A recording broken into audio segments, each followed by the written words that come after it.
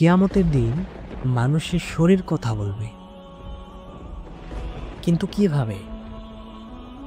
আপনি ভাবেন তো, কিয়ামতের দিন বান্দা স্বয়ং আল্লাহ তাআলার সামনে তার অপকর্মের কথা বলতে চাইবে না।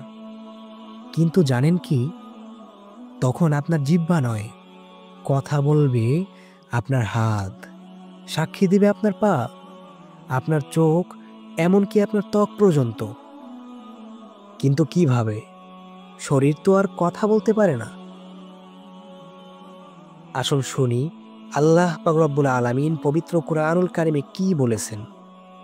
সূরা ফুসসিলতের ২০ এবং ২১ নম্বর আয়াতে আল্লাহ তাআলা বলেন, যখন তারা পৌঁছাবে জাহান্নামের নিকট, তাদের কান, চোখ ও ত্বক সাক্ষী দিবে তাদের কৃতকর্মের বিষয়ে। তারা বলবে, তোমরা কেন সাক্ষ্য দিচ্ছ? তাদের ত্বক বলবে, আমাদের কথা বলিয়েছেন সে আল্লাহ, যিনি সবকিছুকে বাকশক্তি দিয়েছেন। সেদিন কোনো মিথ্যার জায়গা থাকবে না।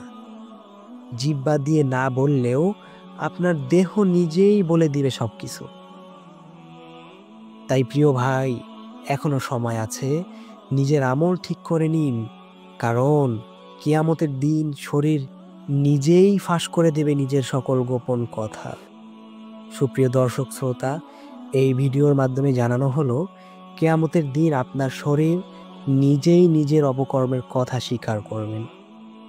ভিডিওটি কেমন হয়েছে অবশ্যই আপনার মতামত কমেন্ট বক্সে লিখে যাবেন, এবং আপনি যদি এই চ্যানেলে নতুন হয়ে থাকেন তাহলে অবশ্যই চ্যানেলটি সাবস্ক্রাইব করে পাশে থাকুন। আল্লাহ হাফেজ।